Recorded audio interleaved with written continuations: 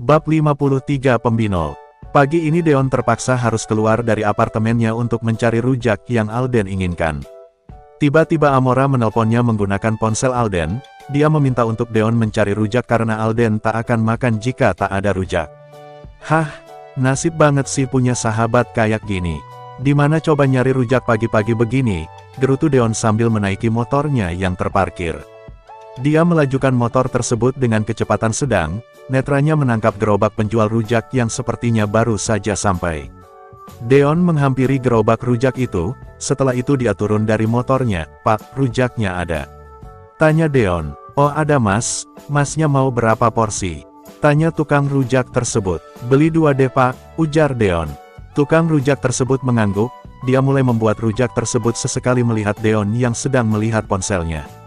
"Buat istrinya ya mas?" Tanya tukang rujak itu. Bukan pak, itu buat sahabat saya," ujar Deon sambil mengalihkan pandangannya ke tukang rujak tersebut. "Oh, buat sahabatnya. Sahabatnya lagi ngidam ya, kok kamu yang belikan?" Tanya kembali tukang rujak itu. Deon menggaruk tengkuknya, dia bingung akan menjawab apa. Dia juga tak tahu Alden sedang ngidam atau tidak, setahunya hanya perempuan yang ngidam. "Itu, sahabat aku cowok pak. Istrinya lagi hamil mungkin dia yang ngidam," ujar Deon sambil tertawa hambar. "Oh begitu tuh, berarti sahabat masnya cinta banget sama istrinya nyampe ngidam begitu," ujar tukang rujak itu sambil tersenyum menatap Deon. Deon mengangguk, mungkin itu yang dimaksud. Dia kembali memainkan ponselnya, dia tengah serius membaca laporan perusahaannya yang ia bangun walaupun tak sebesar milik Alden. Tapi ia membangunnya dari nol hingga sebesar sekarang. Tangan Deon tersenggol oleh seseorang yang mana membuat ponselnya jatuh dan rusak. Dia menatap tajam orang yang telah menabraknya. "Lu gak bisa hati-hati ya? Lihat, ponsel gue rusak. Ganti rugi, gue gak mau tahu," marah Deon. Orang yang menabraknya langsung mengambil ponsel Deon. Dia menatap takut ke arah Deon. "Aku lagi gak punya uang kak, nanti kalau aku udah gajian aku ganti tapi paling hanya 54-nya aja," ujarnya sambil mengembalikan ponsel Deon yang sudah retak di bagian layarnya. Deon mengambil ponselnya, dia menatap kesal ke arah orang yang menabraknya. "Aira, sini kamu," teriak seorang pria barubaya yang menarik tangan orang yang menabrak Deon bernama Aira. "Ampun ya," ujar Aira. Deon mengerutkan keningnya, nampaknya tadi Aira lari dari kejaran pria itu hingga menabraknya. "Pak, jangan kasar dong," sentak Deon sambil menarik Aira mendekat ke arahnya. "Kamu siapa hah? Kamu jangan ikut campur, ini masalah keluarga saya," marah ayah dari Aira. "Bapak buat masalahnya di sini, berarti saya juga ikut campur lah pak," ujar Deon dengan berani. Ayah Aira akan memukul wajah Aira, tetapi Deon menahannya. Dia tak suka jika wanita disakiti, apalagi sampai menyakiti fisik. Laki-laki yang main tangan sama perempuan, hanyalah banci, sindir Deon. Deon menghempaskan tangan pria tadi, dia menatap tajam ke arah pria itu. Dia sangat mencintai mominya, bahkan dia tak sanggup melihat perempuan yang dicintainya akan tersakiti jika di posisi wanita yang berada di dekatnya. "Kau itu sudah tua, umurmu tinggal hitung tahun. Perbanyaklah berbuat baik bukan kejahatan." "Bodoh," sentak Deon. Kau anak tidak tahu diuntung," teriak pria itu. Sorry ye, iu siapa gue? Ngapain gue nguntungin lu? Mending lu cabut dah dari sini, sebelum gue panggil polisi atas tindakan kekerasan terhadap seorang gadis," ancam Deon. Pria itu langsung pergi, dia sudah tak bisa lagi melawan Deon. Apalagi Deon yang berpakaian seperti orang kaya, pasti mudah baginya untuk menjerat pria itu. "Terima kasih kak," ujar Aira. Apa dia ayahmu?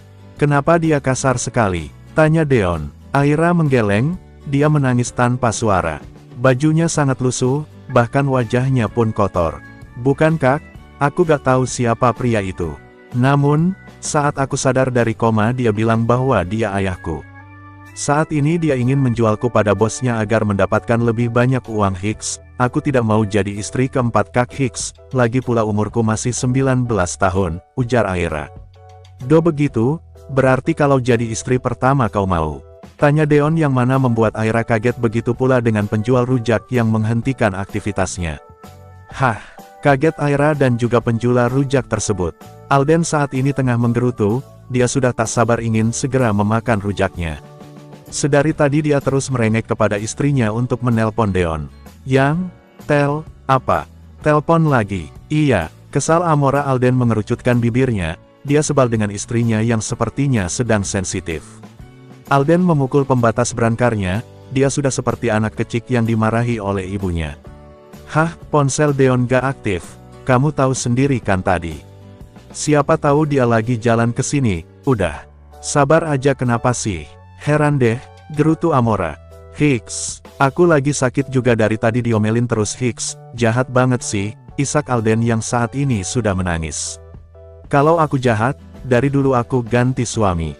Kalau perlu aku tuker kamu sama Deon yang pengertian, sahut Amora sambil menatap tajam suaminya. Alden menghentikan tangisannya, dia menatap sang istri yang tengah duduk di kursi samping brankarnya. Kok tega sih yang, jadi pebinor dong si Deon, kesal Alden dengan suara yang sedikit keras.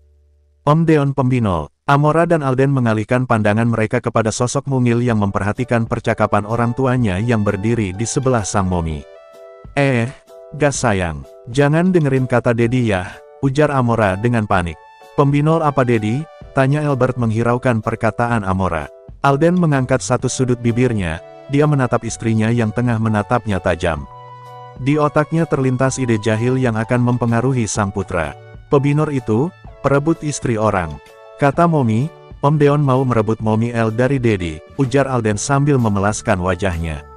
Albert menatap Mominya, kemudian dia kembali menatap dadinya yang tengah berpura-pura menangis. Om Deon mau lebut Momi Tanya El dengan suara bergetarnya. Enggak kok, Dedi hanya, iya sayang, Momi mau diambil sama Om Deon. Nanti Dedi gak bisa sama El, ujar Alden memotong ucapan sang istri. Amora yang sudah geram mencubit lengan Alden hingga suaminya berteriak sakit. Dia kesal dengan suaminya yang telah mencuci otak sang anak. Arg, sakit yang, El lihat, Momi mencubit Dedi pasti karena Om Deon, ujar Alden sambil mendramatisir. Albert melengkungkan bibirnya ke bawah, doa menatap sang Momi dengan berkaca-kaca. Sedangkan Amora dan Alden menjadi panik. Sayang jangan nangis ya, bujuk Amora sambil membawa anaknya ke pangkuannya. Alden pun tak kalah panik, jika sang anak nangis maka dia juga nanti yang akan kena. Momi nda tindali Dedi kan? Momi nda cama Om Deon kan? Ujar Albert sambil menatap sang Momi. Enggak sayang, Dedi cuma bercanda, bujuk Amora sambil menghapus air mata sang anak. Ceklek, pintu kamar rawat Alden terbuka, mereka menatap siapa yang datang. Ternyata itu adalah Deon dan seorang wanita yang tak lain adalah Aira. Oh, pantes aja lu lama, lagi cari sugar baby lu. Sindir Alden sambil menatap Deon. Amora menatap Aira, dia mengernyit bingung ketika melihat wajah gadis itu. Masih muda banget, ujar Amora. Albert menatap Deon, dia mengingat kembali ucapan dadinya jika Deon akan mengambil mominya. Mana, rujak gue, pinta Alden. Deon mendengus, dia menyerahkan plastik rujak itu pada Alden dan langsung disambut oleh sahabatnya itu. Wah, enak yang, mau gak, tawar Alden. Amora menggeleng, dia menurunkan Albert untuk bangkit dari duduknya dan berniat menghampiri gadis itu. Namun, sepertinya Albert salah paham. Dia mengira jika sang Momi akan menghampiri Deon. Hicks, dangan Momi Hicks, dangan sama Om Pembinol Hicks Hua, kacian Dedi Hicks, ujar Albert sambil memeluk kaki sang Momi. Mereka menatap ke arah Albert, Alden tertawa sementara Deon mengerutkan keningnya bingung. Pembinol, tanya Deon. Iya Hicks, Dedi bilang Om Pembinol, isak Albert menatap Deon dengan waspada. Deon menatap Alden, dia belum paham dengan bahasa cadel anak itu. Netranya beralih menatap Aira yang tengah menahan tawa. Pebinor itu, perebut bini orang. Mungkin maksudnya kau akan merebut ibunya, jelas Aira. Apa, pasti iu kan yang cuci otak anak lu. Ngaku lu, awas lu Alden, sentak Deon sambil menghampiri Alden dan akan menghajarnya. Namun lagi-lagi tangisan Albert menghentikan mereka. Hicks Hua, dangan Hicks, kacian Dedi L, isak L. Alden tersenyum senang, dia menatap Deon yang tengah menahan kekesalannya. Rasain, bisik Alden, bab 54 ular. Deon tengah mengantar Aira pulang ke rumahnya, dia menjalankan motornya dengan kecepatan sedang. Tadi sehabis perdebatan dengan Alden, Amora menyarankannya untuk pulang sehingga mau tak mau dia harus pulang dengan terlebih dulu mengantar Aira. Sesampainya di sebuah rumah yang kecil, Deon menghentikan motornya. Dia menatap rumah yang sangat kecil menurutnya, apalagi seperti rumah yang tak terurus. "Ini rumah lu?" tanya Deon. "Iya," ujar Aira sambil turun dari motor Deon. Aira menatap Deon yang sedang melihat sekelilingnya. Makasih tadi udah nolongin aku kak," ujar Aira. "Ayah lu ada di sini juga. Sia-sia dong gue nolong lu kalau balik ke sini lagi," ujar Deon. Enggak kak, ini rumahku sendiri, aku ngontrak di sini. Semenjak aku tahu kalau ayahku berniat jahat, aku kabur dari rumah tapi aku ketahuan," ujar Aira sambil tersenyum tipis. Deon tersenyum, entah mengapa jika Aira tersenyum Deon pun juga akan ikut tersenyum. Dia menyentil kening Aira pelan. "Au," jerit Aira, "bodoh, kau masih tinggal satu kota bahkan satu daerah. Jelas saja ayahmu menemukanmu," ujar Deon sambil menatap Aura yang tengah mengusap keningnya. "Aku kan gak tahu harus kemana, kan aku udah bilang sama kakak kalau seminggu lalu aku bangun dari koma dan gak ingat apapun." Kesal Aira. Deon terkejut, dia menatap lekat ke arah Aira. Dia bingung apa yang sebenarnya terjadi pada Aira. "Kau sempat koma, apa yang kau ingat saat terbangun dari koma?" tanya Deon. "Aku hanya ingat namaku, tapi bukan Aira. Aku ingat namaku adalah Elena, tapi entah mengapa ayahku memanggilku Aira. Bahkan identitasku juga seperti itu, dunia ini sangat asing bagiku.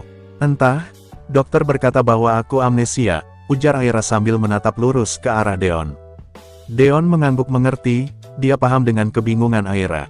Tangannya terulur untuk mengelus puncak kepala Aira, dia tersenyum menatap wajah imut itu yang tanpa make up apapun. "Jaga dirimu baik-baik, jika ayahmu kembali menyakitimu segera telpon kakak. Aku sudah memberikan nomor ponselku tadi kan," ujar Deon. Aira mengangguk kecil, dia melambaikan tangannya ketika Deon menyalakan motornya. "Hati-hati kak," ujar Aira. Deon mengangguk, dia melajukan motornya meninggalkan Aira yang masih melambaikan tangannya. Aira yang sudah tak melihat Deon lagi, dia langsung memegang dadanya. Jantungnya berdegup kencang saat menerima perlakuan manis Deon. Apalagi Deon mengubah kata "lu gue" menjadi "aku kamu."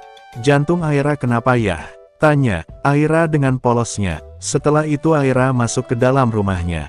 Kini ruangan Alden kembali ramai, semua keluarganya datang termasuk keluarga Amora. Bahkan Zidan juga ada di ruangan ini bersama putranya dan juga sang adik.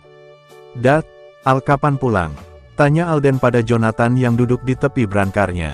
"Plak, au, sakit Dad. Dari kemarin kaki Alden dipukul terus, kalau sembuhnya makin lama gimana coba?"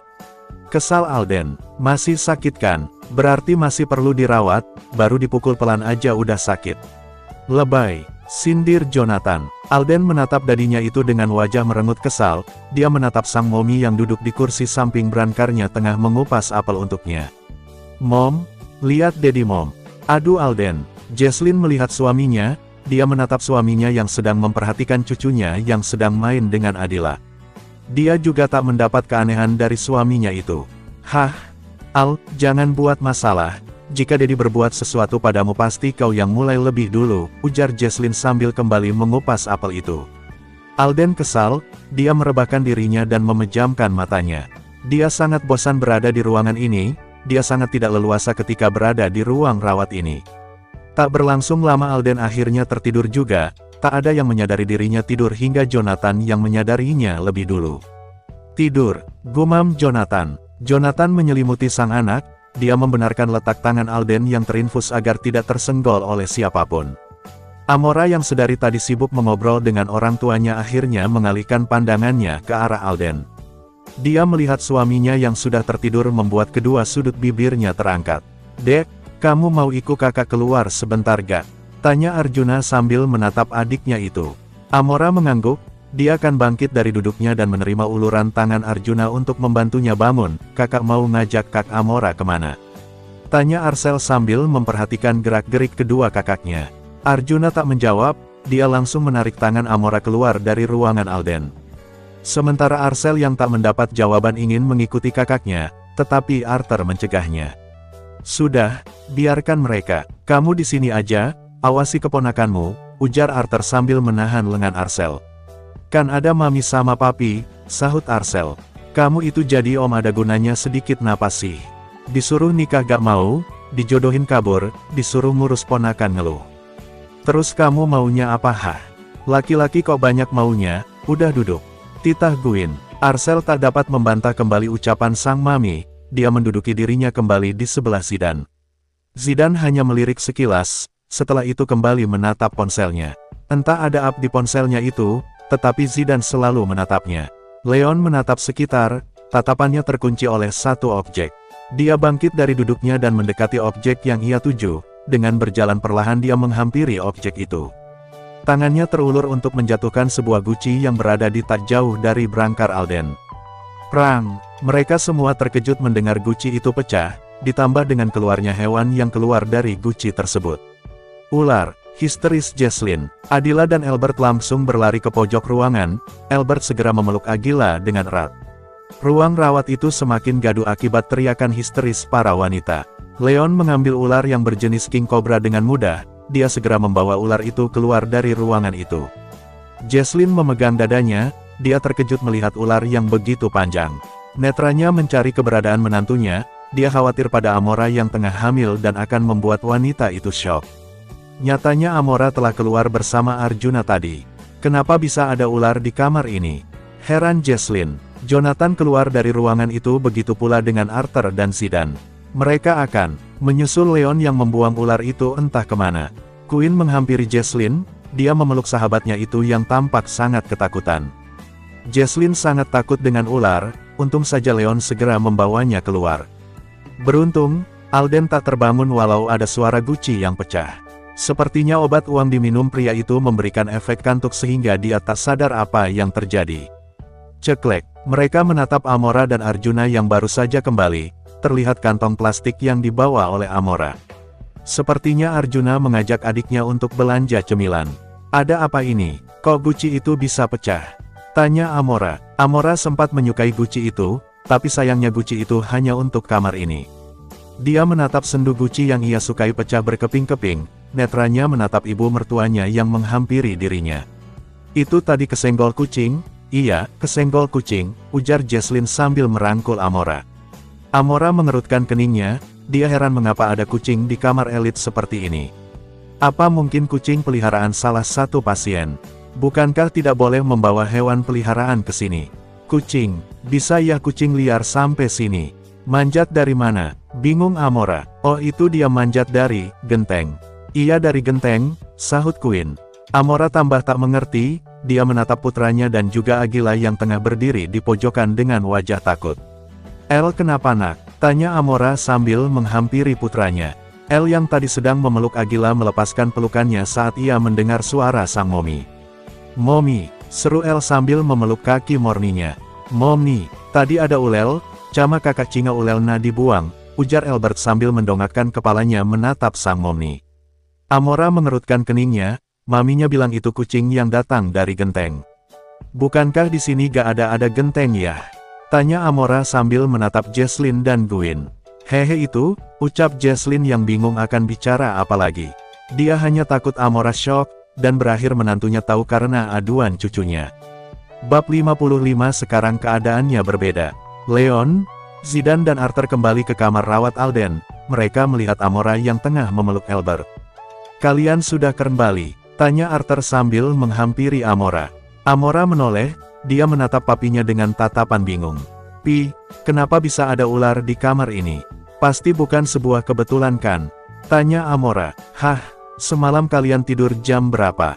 Apa kalian mendengar ada orang yang masuk? Tanya Arthur. Semua atensi mereka mengarah kepada Amora, mereka menunggu jawaban dari wanita itu. Aku gak tahu, semalam kami semua telah tidur setelah Kak Zidane dan Leon pulang, ujar Amora sambil menggelengkan kepalanya.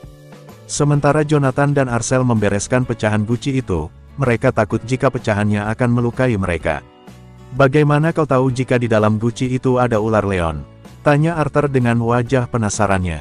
Kemarin guci itu ada di sebelah lemari, lalu mengapa sekarang berada di sebelah brancar? Apa kalian tak menyadarinya? Tanya Leon dengan wajah datarnya. Kau benar, gumam Arjuna. Mereka menyadari jika guci itu pindah posisi, tak ada yang menyadarinya kecuali Leon. Saat aku mendekat, terdengar suara ular dan setelah aku melihatnya aku segera membanting guci itu, ujar Leon. Kenapa harus kau banting? Kenapa tidak tanganmu saja yang masuk? Tanya Jonathan yang meratapi guci mahal itu yang saat ini tengah rusak. Leon menatap Jonathan dengan tajam, rasanya dia ingin memukul Jonathan jika saja Jonathan bukan orang tua. Aku tidak bisa melihat jenis ular itu, Pak Tua. Aku harus mengeluarkannya untuk mengambil tindakan. Kesal Leon. Jesslyn memukul bahu suaminya, dia kesal dengan suaminya yang menyuruh cucunya untuk memasukkan tangan ke dalam guci yang berisikan ular itu. Sudahlah, kita jadi tahu bahwa ada yang menjadi incaran pelaku, ujar Zidane menengahi perdebatan putranya dan Jonathan. Sepertinya pelaku mengincar Alden, apa ada masalah yang belum kalian selesaikan? Tanya Arthur pada putrinya. Amora teringat akan Luna, dia mencurigai Luna yang telah memasuki kamar rawat ini. Itu artinya Luna masih mengawasi keluarganya walaupun ia telah menjadi buronan polisi. Luna, istri pertama Mas Alden, saat ini dia masih menjadi buronan polisi. Aku curiga dia yang melakukan ini, dia saja berani membunuh kakaknya apalagi membunuh Alden, ujar Amora sambil menatap papinya. Leon mendekatkan dirinya pada Amora, dia memegang tangan Amora yang kini tengah bergetar karena takut. Tujuannya hanya menyakiti Mommy Amora, dia ingin agar Mommy merasakan apa yang dia rasakan saat ini. Diceraikan suaminya, dia pasti ingin agar kau juga merasakan itu. Dengan arti lain, dia ingin Alden mati agar kau merasa yang namanya kehilangan sama sepertinya dia, ujar Leon sambil melepas genggamannya dan menatap Amora dengan intens. Mereka semua terkejut dengan penuturan Leon, mereka juga membenarkan apa yang Leon katakan. Bisa jadi ini adalah rencana Luna yang hendak membalas dendam karena Alden yang telah membuangnya. Sampai-sampai mereka tak menyadari bahwa Leon memanggil Amora dengan sebutan Mommy. Leon, kita harus pulang, ujar Zidane menarik lengan putranya meninggalkan mereka yang menatap bingung kepergian ayah dan anak itu. Lepaskan, pinta Leon terhadap papanya. Papa sudah bilang jangan memanggil tantemu dengan sebutan Mommy. Dia sudah menjadi istri pamanmu, kau mengerti itu kan? Ujar Zidane. Kau berkata jika Mommy Amora akan menjadi ibuku jika suatu saat nanti kau akan bertemu dengannya. Kini kita telah menemukannya, itu artinya kau harus memilikinya. Sahut Leon. Zidane mengusap wajahnya kasar, putranya sangat menginginkan Amora untuk menjadi ibunya. Terlebih saat dia merasakan sosok ibu pada diri Amora. Leon, kau harus mengerti, keadaannya saat ini berbeda. Kita tidak boleh menghancurkan rumah tangga mereka, terlebih saat ini mereka tengah menanti anak kedua, ujar Zidane sambil memegang kedua pundak putranya. Tapi, Leon, Papa tahu keinginanmu adalah Tante Amora menjadi ibumu, tapi sekarang keadaannya berbeda. Papa mohon mengertilah, kau bisa menganggapnya sebagai ibumu. Namun, kau tidak boleh memaksanya untuk menjadi ibumu yang sesungguhnya, terang Zidane. Leon menyadari bahwa dia tak bisa memaksa keadaan, dia akhirnya mengangguk dan menyetujui ucapan papanya. Baiklah, pasrah Leon. Zidane tersenyum, dia tahu bahwa anaknya itu sangat merindukan sosok ibu. Untuk itu dia berusaha mendekati diri dengan Alden agar putranya bisa merasakan sosok ibu dari Amora. Di balik wajahnya yang dingin dan datar, Zidane menjadi ayah sekaligus ibu bagi putranya. Dia tak memikirkan untuk menikah kembali, karena fokusnya hanya untuk sang putra. Ya sudah, ayo kita pulang, ajak Zidane sambil merangkul putranya keluar dari rumah sakit itu. Yah, Papa benar, aku tidak bisa memaksa Mommy untuk menikah dengan Papa, walau begitu aku masih bisa mendapat kasih sayangnya sebagai keponakan bukan? Ujar Leon dalam hati. Sedangkan di kamar rawat Alden, kini mereka tengah bersiap untuk pulang. Jonathan memutuskan agar Alden dirawat di mansion Wesley saja. Mas Aldennya masih tidur Dat, ujar Amora sambil membereskan barang Albert. Suaranya masih terdengar bergetar akibat dirinya yang tadi sempat menangis karena takut. Suamimu itu kalau udah tidur kayak kebo, susah dibanguninnya.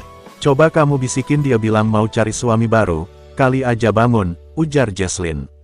Amora mengangguk, dia mendekati berangkar Alden dan terlihat suaminya yang masih tertidur pulas. Mas, panggil Amora sambil menggoyangkan badan suaminya. Namun, tetap saja tak ada reaksi apapun. Mas, bangun mas. Kalau gak bangun aku disuruh sama Mommy buat cari suami baru loh. Ujar Amora dengan suara lebih keras. Tapi tetap saja Alden tak menyahut, dia hanya menggerakkan badannya sedikit dan lanjut tidur. Mom, ujar Amora dengan lelah. Jesslyn mengangguk, dia menghampiri putranya yang masih tidur dengan pulas. Ai, bangun Al, istrimu nangis tuh. Ujar Jesslyn menepuk pipi sang anak. Alden sontak saja terbangun, dia menatap mominya yang tengah menatapnya. Bangun, kita pulang sekarang, ujar Jesslyn. Alden mengangguk, dia mengusap wajahnya pelan. Setelahnya dia menduduki dirinya dan menatap istrinya. Kita pulang sekarang ya, ujar Amora sambil menghampiri suaminya. Kau abis menangis? Tanya Alden menyadari suara Amora yang terdengar berbeda dari biasanya. Amora menggeleng, dia membereskan selimut suaminya. Dia tak berani menatap Alden, dia takut akan diberi pertanyaan lagi. Apalagi saat ini Alden belum pulih sehingga dia belum menceritakan tentang tadi. Dad, apa yang terjadi? Tanya Alden. Sudah, nanti di mansion kita akan jelaskan, ujar Jonathan sambil mengambil kursi roda Alden yang berada di sudut ruangan.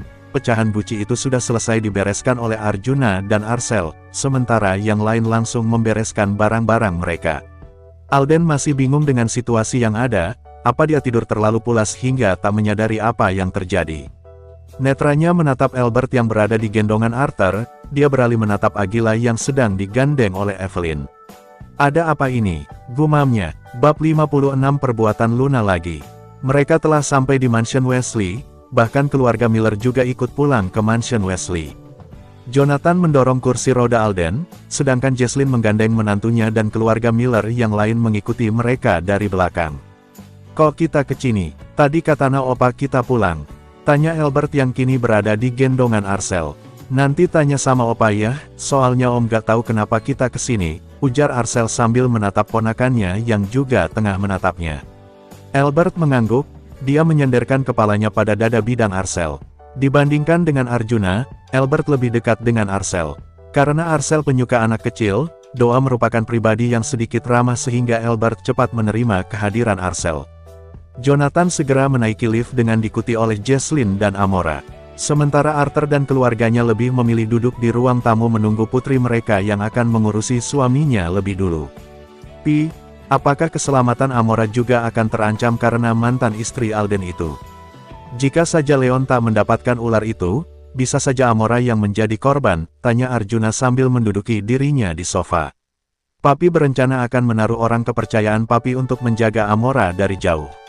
Sementara itu kita juga harus cepat menemukan wanita itu, karena keluarga ini tidak akan merasa aman saat wanita itu masih belum juga tertangkap, jawab Arthur. Arthur sudah memikirkan itu dari tadi, dia khawatir dengan keselamatan putrinya. Namun, dia juga tak bisa memutuskan tindakan yang dia ambil untuk putrinya sendiri. Putrinya kini telah memiliki suami walau awalnya dia tak menyetujui pernikahan mereka, tetapi cucunya membutuhkan keluarga yang lengkap. Sehingga dia harus menurunkan egonya. Sedangkan Evelyn sedari tadi diam, dia tak mengerti arah pembicaraan mereka. Dia juga baru tahu jika Alden memiliki mantan istri. Agila Manaif, tanya Queen. Oh itu tadi katanya mau ke kamarnya, tadi aku lihat dia naik tangga, ujar Eve sambil menunjuk tangga yang dekat dengan ruang tamu. Queen mengangguk walau sedikit bingung kenapa Agila melewati tangga, dia tak tahu jika Agila sering naik turun lewat tangga. Karena anak itu lebih nyaman melewati tangga. Sementara itu, Amora mendorong kursi roda Alden menggantikan Jonathan yang akan memasuki kamarnya bersama Jesslyn. Amora membawa suaminya ke kamar suaminya yang sebelumnya juga sempat dia juga tempati. Ceklek, Amora mendorong kursi roda Alden memasuki kamar mereka, setelahnya dia menutup pintu kembali dan mendorong kursi roda Alden mendekati tempat tidur. Yang, tadi di rumah sakit ada apa sih? Kok tiba-tiba kita disuruh pulang begini? Tanya Alden. Amora menduduki tepi kasur, sehingga kini mereka saling berhadapan. Dia menghela nafasnya pelan, dirinya berusaha untuk menyusun kata untuk menceritakan kepada suaminya tentang apa yang terjadi di rumah sakit. Tadi tiba-tiba saja Leon membanting guci yang berada di dekat berangkar, dan kau tahu apa yang ada di guci itu? Ujar Amora. Alden menggeleng, dia menatap wajah istrinya yang sedang bercerita itu dengan serius. Di dalam guci itu terdapat ular, aku gak tahu ular jenis apa itu. Dengan segera Leon membawanya keluar, aku gak tahu dia membawa ular itu kemana, ujar Amora. Alden tentu saja terkejut, dia sungguh kaget dengan apa yang istrinya katakan. Dia tak bisa membayangkan jika ular itu mematuk istri dan anak-anaknya. Siapa yang menaruh ular itu? Tanya Alden. Kita mencurigai bahwa ada seseorang yang memasuki kamar rawat Mas dan kita mencurigai jika itu Luna, jawab Amora. Alden mengerutkan keningnya, dia bingung dengan semuanya. Tapi Luna punya fobia dengan ular. Jadi kita tak bisa mencurigainya, ujar Alden. Benarkah? Dia wanita ular tapi fobia ular, sangat hebat. Tapi, bisa saja dia menyewa orang untuk menaruh ular itu, ujar Amora. Alden mengangguk, dia membenarkan perkataan sang istri. Bisa jadi Luna menyewa orang untuk menaruh ular tersebut. Apa sudah memeriksa CCTV rumah sakit? Tanya Alden. Aku gak tahu, mungkin akan diurus oleh Daddy. Luna harus secepatnya ditangkap, dia harus mempertanggungjawabkan perbuatannya, ucap Amora sambil bangkit dari duduknya. Alden menatap istrinya yang tengah berjalan menuju lemari, dia mengerti jika istrinya itu akan mandi. Ide jahil terlintas di pikirannya. Panggil Alden. Sahut Amora. Dia masih fokus untuk mengambil bajunya. Kamu mau mandi? Aku ikut, pinta Alden. Amora menghentikan aktivitasnya, dia menoleh menatap tajam suaminya. Ngapain ikut? Aku mau mandi bukan mancing. Kesal Amora. Yang bilang kamu mancing siapa? Aku ngajak mandi kok ya. Sahut Alden. Kamu mau mandi gimana? Kaki kamu sakit begitu berdirinya gimana? Mau terbang kayakku yang iya? Aku gak bisa angkat kamu, berat. Kesal Amora sambil berjalan ke kamar mandi dan menutup pintunya menghiraukan Alden yang tengah menahan kesal.